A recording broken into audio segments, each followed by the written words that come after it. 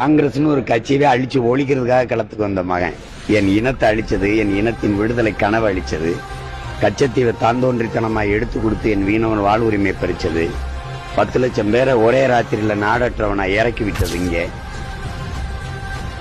ராஜீவ் ஜெயவர்தனை ஒப்பந்தத்தில் எங்கள் இனத்தின் விடுதலை கனவை அழிச்சு நாசமாக்கியது. எனக்கு இருக்கிற வலியும் வன்மமும் உலகத்துல எவன்கிட்டையும் சொல்ல முடியாது. புரியுதா?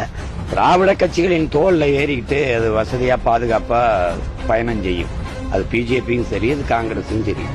இந்த நிலத்தில் காங்கிரஸ் பிஜேபிக்கு வேலை என்ன?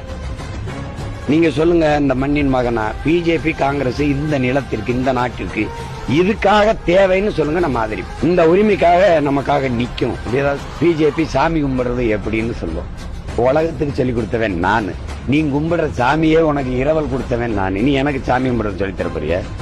அதனால தேசப்பற்ற போதிக்கும். இந்த தேசமே என்னது?